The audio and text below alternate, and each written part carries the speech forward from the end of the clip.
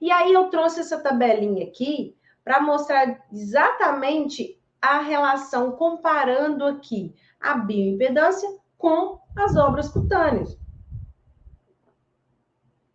E aí a gente precisa pensar o seguinte, como eu disse, o que compõe, né, que faz parte aí da composição corporal?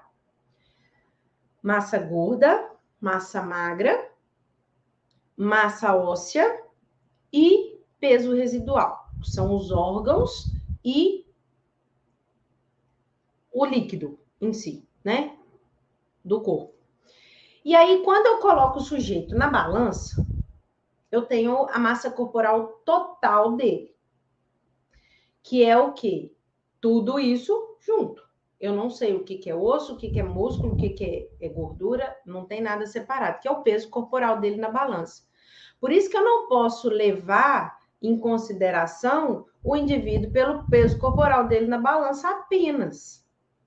Assim como o índice de massa corporal, que é aí condenado por muitos, eu citei há pouco que saiu uma reportagem em um jornal popular, criticando assim duramente o IMC, aí você olha um estudo falando isso. E os outros estudos? Que desde lá de 1980, alguma coisa, se fala do índice de massa corporal utilizado aí em grandes estudos epidemiológicos. Então, a gente não pode levar as coisas ao pé da letra. É subjetivo? É, desde que eu olhe ele de forma isolada, né? Porque eu posso pegar um indivíduo que tem um grande volume muscular, um grande peso muscular, e fazer o IMC dele e ele vai dar obesidade grau 1. Certo? Assim como um indivíduo que realmente é obeso e vai dar como obesidade.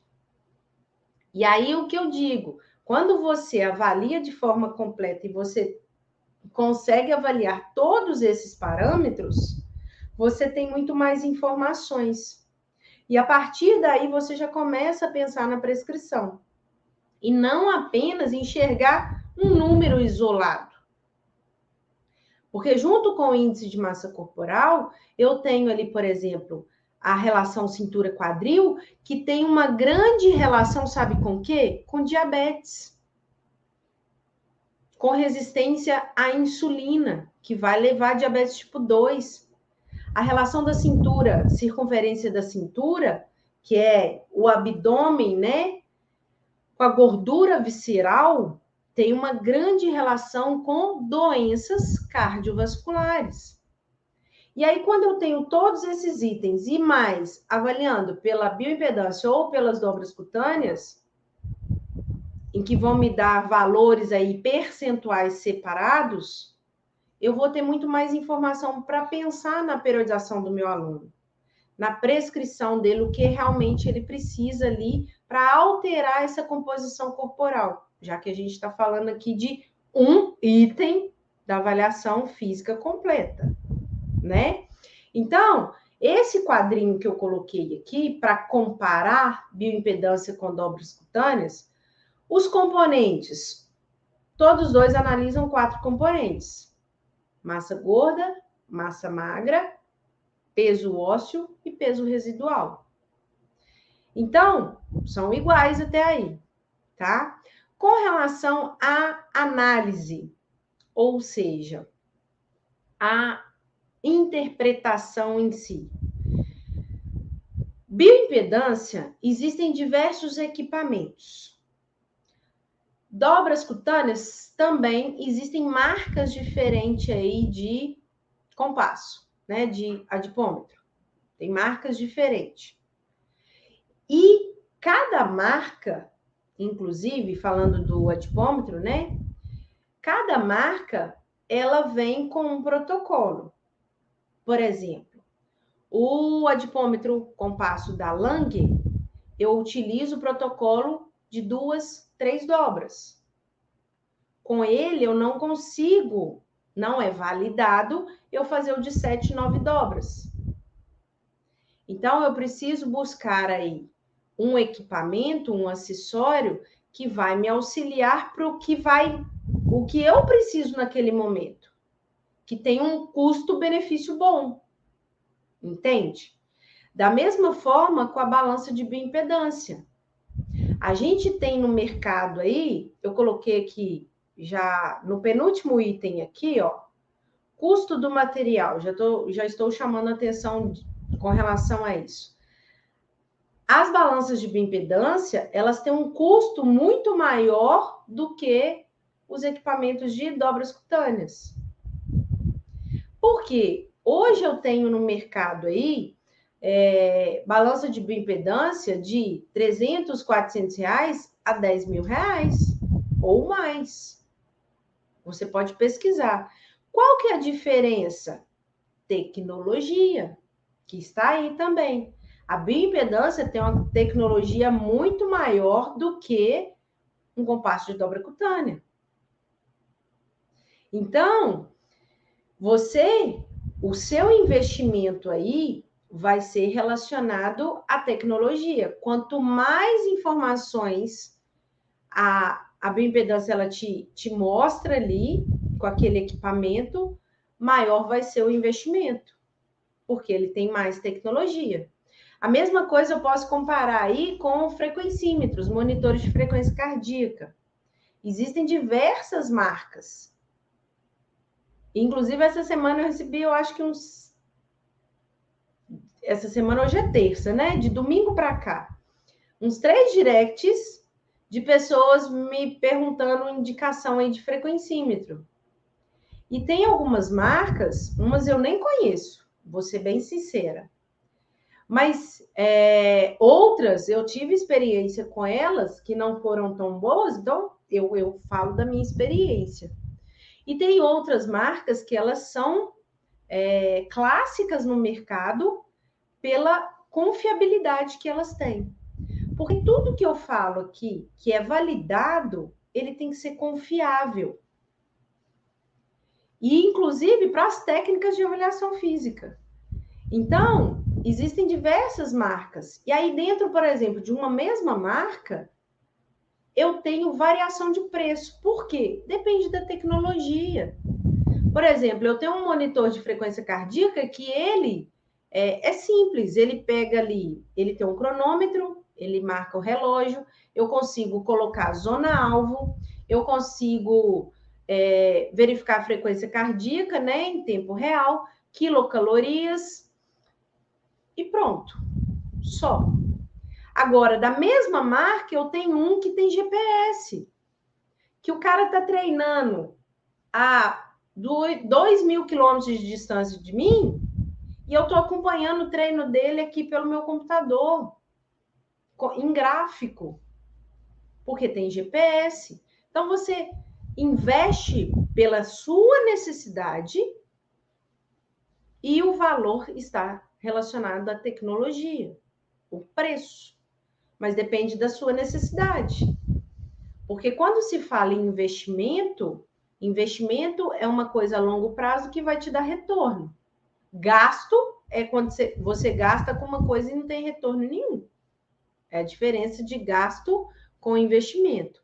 Então, falando de custo do material, as balanças de bioimpedância são muito mais caras, comparada aí ao equipamento de dobras cutâneas, que você compra um kit com um compasso, uma fita e um estadiômetro, por exemplo, que sai muito mais em conta do que uma balança de bioimpedância. Agora, o que eu estou dizendo depende da necessidade, mas eu tenho balanças de bioimpedâncias com preço muito acessível, mas as informações que elas vão te dar vai te atender? Então, é isso que você tem que pesar aí e ver qual que é a sua real necessidade. Com relação ao erro do avaliador, esse aí é um dos grandes problemas para as duas técnicas. Da bioimpedância, tá? O erro é maior do que de dobras cutâneas. Por quê? Não sabe mexer no equipamento. Então, o erro do avaliador de não dominar a técnica. Isso vale para os dois. Da bioimpedância ainda é mais significativo do que das dobras cutâneas, porque nas dobras Você treinando, dominando a técnica ali, né, de pinça, você consegue, com o tempo, ter esse feeling. E eu falo o seguinte, dobras cutâneas, para você dominar a técnica, quanto mais avaliação você fizer, melhor, tá? Aí eu não faço, eu sou inseguro. Treina em alguém da sua família, alguém de casa, vai treinando, treinando, até você pegar esse feeling, né, da prega mesmo, da pinça, né, que você vai com o indicador e o polegar. Agora, na balança, você precisa dominar ali o funcionamento dela, da bioimpedância. Eu estou falando aqui de balança porque utilizada por personal, por profissional de educação física, algumas academias utilizam de balanças de bioimpedância. Mas, por exemplo, em consultórios, né, nutricionais, endócrinos, eles utilizam muito a bioimpedância, aquela com eletrodos, né? Colocam os eletrodos na mão e nos pés. E aí, corrente elétrica, é um outro tipo de aparelho de bioimpedância, tá? Mas nas academias, por personal trainer, mais é essa balança. E é uma balança que é portátil. E aí, como eu disse, eu tenho vários modelos. Eu tenho uma que é portátil, que é mais em conta, mas também ela me dá um número menor de informações. Eu tenho uma balança de bioimpedância, uma que parece uma balança mesmo, dessas, igual que a gente vê em farmácia. Aí ela tem um monitorzinho na frente assim, tem um local que você tem que segurar e apoiar os pés. Essa me dá mais informações. Então, o custo dela é muito mais alto. Então, varia muito, né? Mas a questão do avaliador dominar a técnica, isso conta muito. Um outro erro muito comum é o intra-avaliador. O que acontece? Vamos supor que o seu aluno, você fez a avaliação física dele hoje e você também é professor de salão de musculação. E você fez a análise de composição corporal dele utilizando de dobras cutâneas. Aí, daqui 3 meses, quando você vai reavaliar, você não consegue um horário para fazer a avaliação dele. Então, um outro profissional, que também trabalha junto com você ali na academia, faz essa avaliação. Isso não é indicado. Por quê? Porque pode dar um erro entre avaliadores. E esse erro pode subestimar ou superestimar os resultados. Então, o ideal é que seja sempre o mesmo avaliador. Então, eu digo o seguinte: se você faz um trabalho como personal trainer, o ideal é que você faça a avaliação dos seus alunos. Ah, eu não tenho condições de fazer, mas eu atendo todos os meus alunos em um único espaço. E lá tem um profissional que faz avaliação física, então que ele sempre faça a avaliação dele, né? Da avaliação completa, incluindo a avaliação da composição corporal aí por dobras cutâneas ou bioimpedância.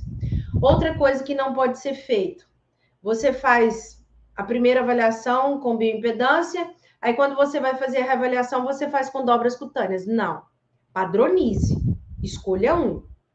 Porque você tem que comparar o antes e o depois.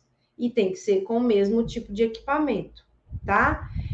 E aí vem essa questão do treino do avaliador, que eu citei aqui, né? Que o erro com dobras cutâneas, ele é grande, por conta da pinça, porque na balança de bioimpedâncias mais simples, você vai colocar lá, aí vai colocar peso, altura, idade, sexo, pronto. Mais nada. Aí ela vai te dar percentual de as mais simples, tá? As com preço aí mais acessível. Percentual de gordura, percentual de massa muscular. Só, acabou. Não tem mais nada. Por isso que tem balança de 10 mil reais, 20 mil reais. Que essas aí dão detalhadamente, inclusive por regiões do corpo, tá?